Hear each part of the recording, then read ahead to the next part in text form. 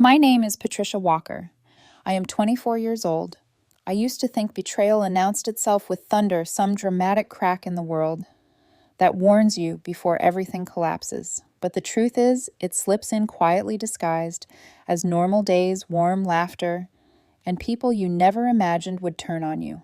Back then, I was in a relationship with a guy I met in college, Jake. He was charming in this soft, non-threatening way that made people instantly relax around him. We clicked fast, same humor, same work ethic, same dreams. Or at least I thought so. I was convinced he was the man I'd eventually marry. I even used to daydream about future kids with his eyes and my stubbornness. It felt that real. After a year together, introducing him to my family felt like the natural next step. My family, though, well, they're traditional in the heavy, suffocating sense. The kind of tradition where you follow every rule, every expectation, every unwritten law about dating, marriage, and reputation, or you're a disgrace. They didn't openly insult Jake, but the air changed the moment I brought him home. My parents exchanged looks, tight smiles, and asked questions with sharp undertones. Where is he from? What does his family do? Are you sure he fits our values? But my sisters were different. Grace, 22, charismatic and effortlessly confident, lit up around Jake. Emma, only 11, adored him instantly, treating him like a fun older brother. I remember watching Grace laugh at something Jake said, her hand touching his arm a second too long. I laughed it off, brushing away the tiny flicker of discomfort. It felt ridiculous to be suspicious. Grace was my sister. We grew up sharing blankets and secrets. We survived our parents' emotional distance together. She was the last person I would have doubted. Jake and I didn't live together. Strict cultural rules said no to that unless you were married. It meant distance, 2 cities apart. 2 separate lives I always believed ran parallel with loyalty. I trusted him. God, I trusted both of them. Then came the weekend that changed everything. I was staying at Jake's apartment. Nothing unusual, movies, cheap takeout. Some stolen kisses between scenes. While he showered, his phone buzzed on the nightstand. Once, twice, then again. I stared at it, telling myself to ignore it. I didn't snoop through phones. Trust meant no spying. But that buzzing, something in my chest felt wrong. A cold, whispering instinct I couldn't shake. I finally picked it up. Grace. At first, my stomach didn't even drop. Sisters text each other's partners sometimes. Completely normal. But then I tapped the notification and normal shattered. The messages were flirty, not borderline, not vague, full-on heated flirting. Last night was amazing. When can we meet again? She won't find out. Inside jokes I'd never heard. Photos, plans, weeks, months. My throat closed. My hands shook so violently I almost dropped the phone. Each scroll was like being stabbed somewhere new, deeper, closer to bone. This wasn't an impulsive betrayal. This was a full-blown relationship behind my back. The man I loved, the sister I grew up with, together, secretly, repeatedly. I couldn't breathe. I took screenshots of everything, sent them to myself with shaking fingers. By the time Jake came out of the shower, humming like nothing was wrong, I was gone. I didn't wait for excuses or lies. I left the apartment and drove through tears so thick I could barely see until I reached my own place. My phone exploded with his calls, his messages, the frantic "Patricia, please" voicemails. I ignored all of them. I sent the screenshots to our friend group chat so no one would twist the truth, then I blocked him. But the deeper wound wasn't Jake. It was Grace. The next morning, numb and shaking, I got on a plane home. I wasn't going to let this rot inside me. I needed answers. I needed her to look me in the eye. When I walked into my parents' house, Grace was sitting at the kitchen table, scrolling her phone like it was any other day. I slammed the printed screenshots down in front of her. The sound echoed through the kitchen like a gunshot. My parents came rushing in, demanding to know what was going on. Grace glanced at the pages, shrugged, and said casually, "Yeah, I did that. So what?" That moment, it was like the sister I loved evaporated, like I'd been living beside a stranger wearing her face. My mother slapped her hard. I'd never seen her lose control like that. My dad's face turned a shade of red I'd never seen before. They screamed, told her she'd betrayed the family, demanded she get out. They gave her a week to move out. I thought that was it, the first time my parents had taken my side against Grace. But 2 days later, Grace dropped a bomb that obliterated everything. She was pregnant, with Jake's baby. My parents, who had been furious, disgusted, ready to disown her, went silent. Then they softened. Then they completely changed. Suddenly, Grace wasn't the villain. She was a young woman in trouble, a daughter who needs support. My mother even cried while saying we can't abandon her now. I felt something break inside me, something permanent. I told them they were enabling her, that they were betraying me just as much as she had. They told me I was overreacting. Overreacting. I walked out, took my bag, told them not to contact me again. The only one I didn't block was Emma, because she was still innocent. 2 weeks later, my mother found a new number and sent me a wedding invitation. Grace and Jake. They wanted me there for family unity. I told her to lose my number and blocked her again. I thought that was rock bottom. I thought the worst was over. But I had no idea. The real chaos hadn't even started yet. For a while, after cutting everyone off, silence was the only thing that made sense. I shut down every channel my mother and Grace could use to reach me. I let my phone ring until the vibrations meant nothing. I lived in this strange, suspended world where anger and grief sat side by side in my chest, like unwelcome house guests. Except for Emma, she was the only thread I kept, the only piece of home that didn't make me sick to think about. Meanwhile, my parents were apparently busy rewriting the entire narrative as if they were desperate screenwriters on a deadline. They turned Grace into the tragic heroine, pregnant, abandoned, heartbroken, struggling. And me, I became the selfish daughter who cut the family off because she couldn't handle responsibility. They painted me as immature, dramatic, cold-hearted. It was infuriating and pathetic at the same time. I only found out because my cousin Lydia texted me one night. They're saying you abandoned them, that Grace is trying to keep the family together. I just stared at the message, jaw clenched so hard I felt pain shoot into my temples. Even after everything, they still needed me to be the villain, so they wouldn't have to look in the mirror and face what they'd allowed. But I didn't rise to the bait. I didn't respond. I stayed quiet because silence was its own kind of power. And honestly, I didn't think I had the strength to fight them anymore. Every time Grace's name came up, my stomach twisted, my heartbeat spiked, and the betrayal replayed itself in my mind like a broken film reel. Then came the wedding invitation. It arrived through a new number my mother must have begged someone else to send for her. A perfect white envelope, gold lettering, embossed edges, all the performance of classiness, masking the rot underneath. Grace Walker and Jake Harrison invite you to join them in celebration. I laughed when I saw it. Actually laughed. This sharp, disbelieving sound escaped me because the audacity was unreal. They wanted me there, standing in a room, witnessing the marriage of my ex-boyfriend and the sister who slept with him. Family unity, my mother said in the final line. I told her to never contact me again and block the new number. Lydia later filled me in. She told me the wedding was huge, flowers everywhere, expensive decorations, a 6-tier cake. My parents went all out like they were trying to erase the scandal through sheer financial overwhelm. They dressed Grace in a conservative lace gown to hide the bump, telling everyone they just wanted to get ahead of gossip. Not that Grace had already been hiding months of deceit with a man engaged to her own sister. And the best part, my parents told guests I couldn't attend because of a work commitment. Not heartbreak, not betrayal, not trauma, work. Lies were oxygen to them. And what stung most wasn't that they lied, it was that they preferred the lie over the truth that made them look bad. I buried myself in work after that. It was the only place where the world made sense, tasks with structure, expectations that didn't shift with emotional whims, people who respected boundaries. I worked late into nights just to avoid the quiet. Months passed. Then one night, close to midnight, my phone rang. Emma. My heart dropped. Her voice was shaking, fragile, trembling around the edges. Patricia, it's Dad. She was crying so hard she could barely breathe. She told me he'd passed away, that he'd been sick for a while. No one told me. My mother didn't tell me. Grace didn't tell me. They decided I didn't need the stress. When I landed back in my hometown the next morning, the weight of everything I'd missed hit me like cold air. Emma ran straight into me at the airport, burying her face in my coat, and for a moment, everything else disappeared. She was the only thing grounding me. But walking into my parents' house again felt like walking into a war zone. The first thing that hit me wasn't grief. It was rage. My mother stood in the living room, arms crossed, eyes sharp. Grace stood next to her, stomach showing now, lips pursed in disgust. They didn't hug me. They didn't say sorry. Instead, they accused. You show up now because of the money. You only care when you benefit. You abandoned us. Grace's husband, tall, smug, hateful, added, "We know why you're really here." I opened my mouth to tell them off when my mother cut in sharply. "Your father was worried about you, and you weren't here." A twisting knife. No acknowledgement they kept his illness secret. No apology.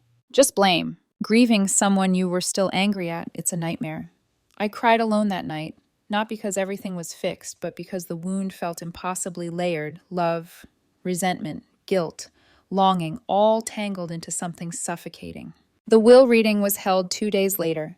I remember the coldness of the lawyer's office, the way Grace kept touching her stomach like a shield, the nervous tapping of her husband's fingers against the table. And then the lawyer began reading. I got 40%, Emma got 30%, my mother got 20%, Grace 10%. Grace's jaw dropped. Her husband's face turned red with instant rage. My mother looked like she'd been slapped. Me. I felt nothing at first. Just shock. I never expected my father to leave me anything after the emotional distance he held toward me whenever Grace was involved, but apparently he saw more than he let on. Grace's husband leaned forward, voice low and vicious.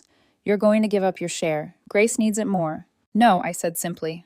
That one syllable detonated the room. Grace exploded. She screamed that I was selfish, that I didn't deserve anything because I'd abandoned the family. Her husband threatened to take me to court. My mother shouted something about responsibility and family duty. They tried to guilt me, intimidate me, outnumber me. But I didn't budge. When I left the office that day, the sun felt too bright, too indifferent. I realized then that grief would not soften them. Tragedy would not unite us. We were broken at the roots. And I knew this inheritance fight was only the beginning. The days after the will reading felt like wading through fog, thick, cold, disorienting. I couldn't tell where the next attack would come from, only that it was coming. Grace and her husband were too quiet, and quiet was never a good sign in my family. Silence wasn't peace. Silence was preparation. The first messages began 3 days later. Random numbers, blocked IDs, short sentences filled with venom. "You don't deserve anything. We'll make you pay. Give up the money or else. Selfish bitch." I tried to tell myself it was just anger, empty threats from people who lost control of the narrative. But then the messages multiplied, coming at all hours, as if someone was sitting awake with the sole purpose of breaking me down. I refused to respond. Giving them any reaction felt like handing them power. My lawyer told me to save everything and stay calm. I tried. But calmness is a luxury when the people harassing you share your blood. Then the tires happened. I stepped out of my hotel one evening after grabbing takeout, the night chilly enough to bite at my skin. At first I didn't notice anything unusual. Then I saw the sleek black rental car I'd been driving sitting lopsided under the streetlight. All 4 tires, slashed. My breath hitched. I looked around the empty parking lot, felt suddenly sinister. Every shadow capable of hiding someone. I backed away my food forgotten on the ground, hands shaking as I dialed the police. It felt surreal giving my name, explaining the situation, trying not to cry, as strangers in uniforms walked around the car taking notes. Inside the hotel, staff moved with symmetry and practiced calm, but their eyes showed concern. They bumped up patrols on my floor, added extra logs to track anyone entering the building. I thanked them through a tight throat. That night, sleep didn't come. I kept hearing phantom footsteps in the hallway doors, shutting too softly, the ding of the elevator echoing like a warning. I left the bathroom light on, sitting upright in bed until the sky outside began to lighten. I filed for the restraining order the next morning. The courthouse felt cold, its white walls, too clean, too rational for the chaos inside my chest. Grace and her husband showed up, of course. They sat together, whispering, glaring, trying to intimidate me without saying a word. Grace looked exhausted, dark circles beneath her eyes, but her expression was pure contempt. Her husband played calm, too calm.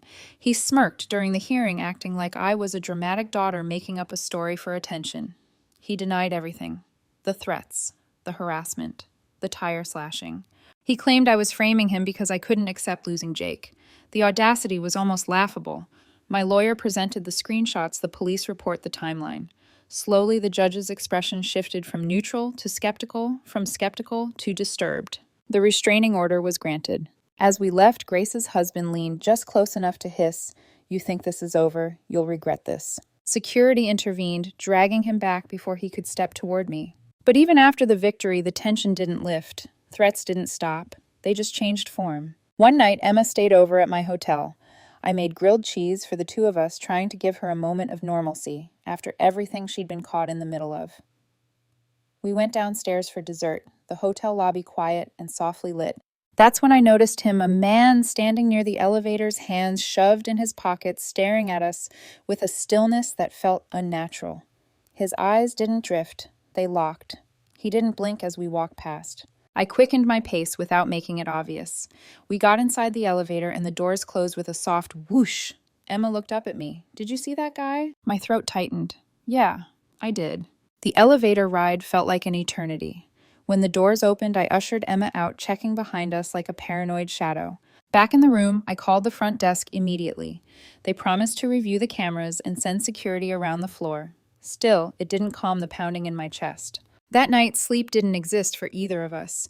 Emma curled up beside me, clutching my arm. Every time the elevator dinged somewhere on the floor, she flinched. I hated that she was being dragged deeper into a nightmare she had nothing to do with. 2 days later, the messages escalated again, but this time they came in the form of a link. It popped up on my phone while I was eating breakfast. For a moment, I hesitated. Something in my stomach twisted, warning me not to click, but curiosity or dread won. The link opened to a website. A whole website about me. My full name. My photos. My life twisted into lies. They called me greedy, ungrateful, malicious. Said I tore the family apart. Someone had even uploaded pictures from my father's funeral ones, where I looked tired, grief-stricken, emotionally numb, and labeled them heartless and cold. My hands shook with anger. Tears blurred my vision. I felt violated in a way I couldn't fully understand. My pain wasn't just being mocked now, it was being displayed. I immediately called my lawyer and sent screenshots. He instructed me to save every page and promised to start the process for removal. Then I called Emma, who sounded horrified, but also unsurprised. "Grace has been saying things," she whispered. "A lot of things. People in town talk about you like you're a monster." I leaned against the window, heart twisting. Why won't she stop? Emma didn't answer right away. When she finally spoke, her voice was small, afraid. "Because I think she's scared of losing everything, and she wants everyone to hate you so she doesn't have to face what she did." Her words hit harder than any threat. That night, after the website was finally taken down, I stared at my reflection in the hotel's bathroom mirror. My face looked older, tired, marked by weeks of fear and chaos. I barely recognized myself. But something changed that evening, something subtle but powerful. The fear that had been suffocating me began to fade. Not completely, not quickly, but enough that I could feel something else rising in its place. Anger, resolve, the quiet, steady certainty that I wouldn't let them break me. Not Grace, not her husband, not the lies, not the fear. I told myself it was finally calming down. But I was wrong. It was about to get much worse. I stared at the notebook for a long time after the police took it. The memory of those pages burned into my mind. Every line of cramped handwriting, every date and time, every detail someone should never know about me. It wasn't just the stalking that unsettled me, it was the obsession. Whoever wrote that notebook wasn't just trying to scare me. They were studying me, tracking me, recording my patterns the way someone documents prey. My lawyer called the next morning to say they were submitting it as evidence, but he sounded as shaken as I felt. "This isn't normal harassment anymore," he said. "This is something deeper." I already knew that. I tried to go about my day, but every crack in the hallway floor, every shifting shadow felt like a warning. Every sound made my shoulders tense. A housekeeping cart squeaking past my door nearly sent me into a full panic. My nerves were shredded, and I hated feeling this weak, this watched. Then 2 nights later, it happened again. As I stepped out of the elevator, a familiar chill spidered up my spine. Near the far end of the hallway, just barely in the peripheral glow of a wall, sconce stood the same man from the lobby. Same stillness, same predatory stare. He didn't move, didn't blink, he just watched. I didn't break eye contact, didn't accelerate my pace. I'd learned that predators feed on fear. But the second I rounded the corner, I practically ran to my door. My hands fumbled with the keycard. When I finally got inside, I locked the deadbolt so hard it rattled. Hotel security searched the hallway within minutes, but the man had vanished. Cameras caught him entering the floor, but not leaving. That detail alone sent a cold shock down my spine. Someone was helping him, or he knew the blind spots better than the staff did. Neither option made me feel better. That night I barely slept, leaving the lamps on like a terrified child. I kept hearing phantom footsteps outside my door, even though security assured me the floor was empty. By morning, I'd made up my mind. I packed everything. I didn't even tell Emma where I was going, just that I'd text her soon. She begged me to keep her updated and made me promise not to disappear. I promised. Then I checked out of the hotel, quietly slipping through a side entrance and into a rideshare without looking back. The new hotel was across the city, smaller, quieter, less polished, but far more anonymous. I checked in under an alias my lawyer helped me set up. I felt guilty for not telling Emma the location, but fear was a louder voice than guilt. 2 days passed without a single threat. No texts, no calls, no strange men in lobbies. I didn't trust the quiet. It felt too sudden, too deliberate, but I clung to it anyway. It felt like a breath of air after weeks of drowning. On the third day, I met Emma at a cafe downtown, choosing a public place with lots of people and bright lighting. She ran into my arms like she hadn't seen me in years. Her voice was soft when she admitted Grace had been unraveling at home. "She's angry all the time," Emma whispered, fidgeting with the sleeve of her sweater. Like, not just normal angry, scary angry. My heart twisted. Because of the will, because of everything she said. She keeps blaming you for ruining her life, for Dad's stress, for Jake being distant during the pregnancy, for her reputation, for financial pressure. I let out a humorless laugh. Convenient. Emma hesitated. There's something else. Her husband. He's been asking around town trying to find out where you're staying. He keeps showing up at random places pretending he's running errands, but everyone knows he's digging for information.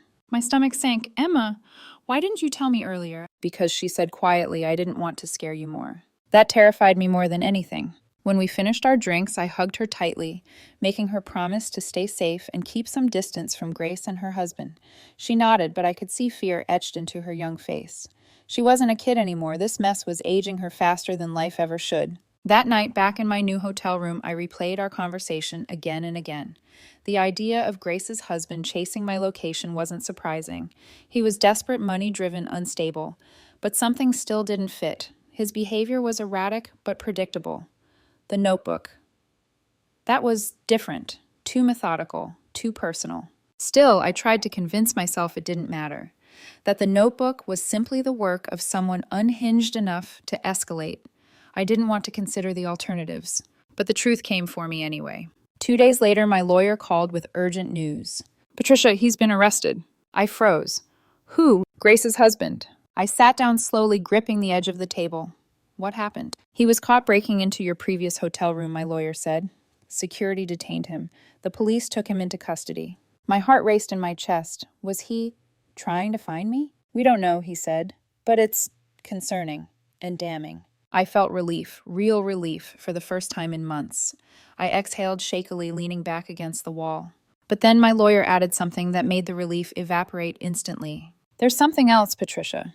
Something strange." When questioned, he denied the notebook completely. He claims he never wrote it, never sent it, never even saw it. "That's a lie," I said automatically. "Maybe," he said. But the police found no matching handwriting samples, nothing on his devices, nothing connecting him, and he was adamant. "So he's lying," I repeated, but my voice was weaker this time. My lawyer hesitated. "Patricia, he said something unusual during interrogation. He told the officers, and I quote, 'You think I'm the one following her. You think I wrote that sick book. You're looking at the wrong person.'" A chill spread across my skin, slow and icy. "Who would he be blaming?" I whispered. "We don't know," he said. But the way he said it, it didn't sound like an act. I swallowed hard, mind racing. If he wasn't behind the notebook, then who? That question haunted me all night. Every time I closed my eyes, I saw the cramped handwriting. The pages studying me. The dates only someone close to me would know. Someone who had access to my life, my patterns, my schedule. Someone who once lived under the same roof as me. A strange voicemail arrived the next morning. No caller ID. Just a single trembling voice, distorted by fear, whispering, "You're not safe, not from her." The call cut off. My blood ran cold. The voicemail kept replaying in my head long after it ended, the distorted warning echoing like it had been whispered directly into my bones. Not from her. At first, I tried to rationalize it. Maybe it was a prank. Maybe it was Grace's husband trying to manipulate me again. Maybe fear was messing with my mind. But deep down, so deep I didn't want to acknowledge it, I knew exactly who the message was talking about. The police confirmed the restraining order violation and the break-in attempt almost immediately. Grace's husband was held without bail because they suspected he might escalate. The officers asked if I wanted to submit anything else into evidence, anything unusual. So I mentioned the notebook. They called me in to ask questions, and I sat there under the harsh fluorescent lights watching the detective flip through photocopies of those pages. The handwriting slanted upward, tight, jittery. There were doodles in the margins, words repeated 3 or 4 times in obsessive loops. I thought I was prepared. I wasn't. Ms. Walker, the detective said, turning the notebook around. We ran comparisons, handwriting analysis. You're not going to like what we found. I leaned forward slowly, my heart beat a dull thud in my ears. He slid another sheet toward me, a handwriting sample from a different document. A birthday card, addressed to Emma, signed by Grace. The handwriting was the same. I stared at the page, my breath caught somewhere between my lungs and my throat. The detective kept talking, but his voice blurred, distant, like he was underwater. Grace, my sister. The one person I trusted before everything fell apart. She'd been tracking me for months, writing down my movements, planning something I wasn't meant to see. She had access to your old schedule, the detective explained gently. Your family history, your routines. She knew places you frequented. This wasn't the husband. It was her. The room tilted for the moment. I gripped the edge of the table to steady myself. Why, I whispered. The detective shook his head slowly.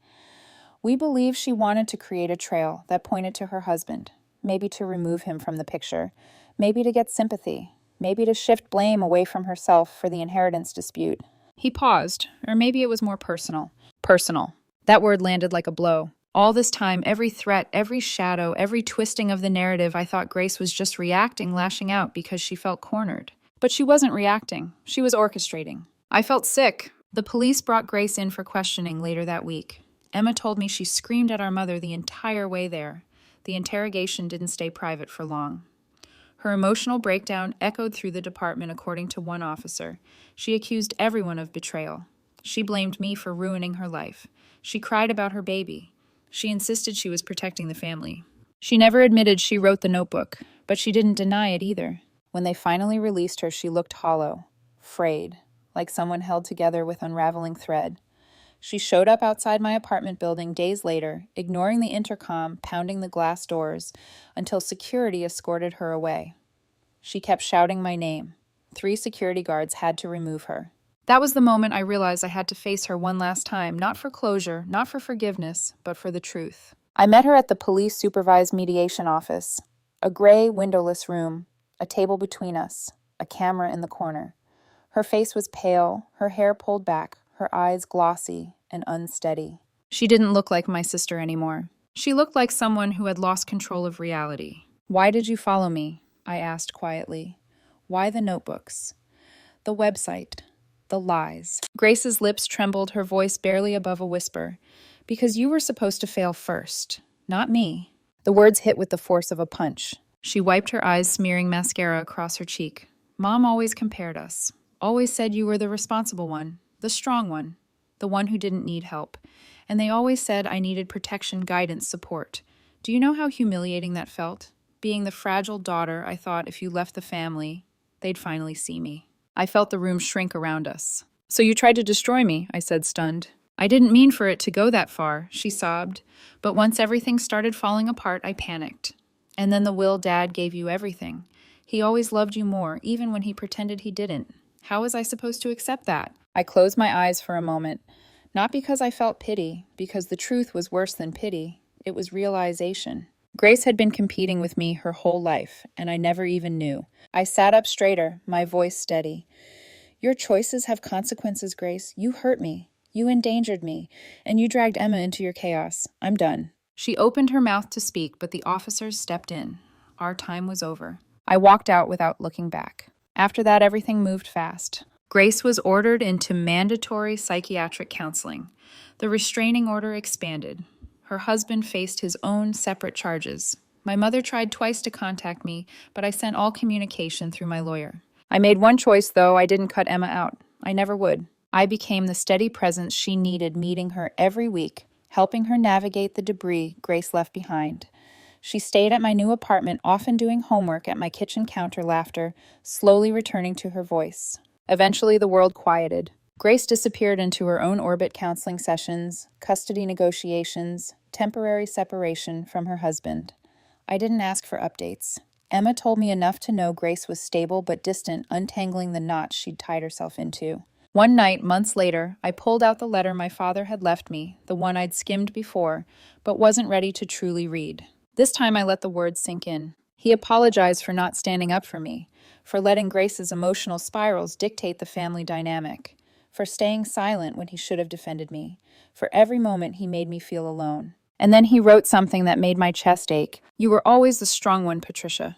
I failed you in ways I'm not sure I can ever make right. But I hope someday you understand that my love was never in question, only my courage." For the first time, I believed him. I folded the letter carefully and placed it back inside its envelope. Not because I needed answers anymore, but because I finally understood that healing isn't about erasing the past, it's about refusing to be defined by it. And I made myself a promise that night. My life would not shrink to match anyone's expectations. Not my mother's, not Grace's, not the town's, not even the damage done. I'd build something better, something mine. And for the first time since everything fell apart, that promise felt possible.